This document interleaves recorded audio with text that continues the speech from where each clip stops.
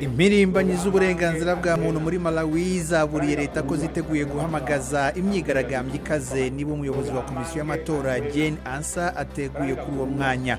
Ni nyuma y'uko urukiko rutegetse ko amatora y'umukuru w'igihugu asubirwamo.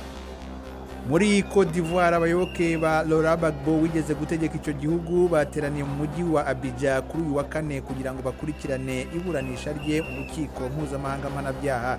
Biteze ko urukiko ruzakuraho inzitizi zituma atarekurwa.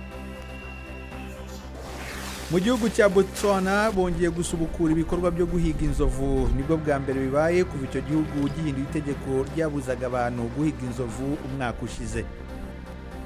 Umunyanigeri Aminatu Seini wegukanye umwanya wa gatatu mu gusiganwa metero 400 umwaka ushize yatsindiye tike yo kuzajya mu mikino Olympic iteganyijwe uyu mwaka. Icyakora afite impungenge ko ashobora kutazemererwa kubera amategeko mashya ajyanye n'imisemburo. Naho muri Uganda umwana w'umuhungu Fresh Kid amaze kwamamara mu ndirimbo z'injyana ya rap.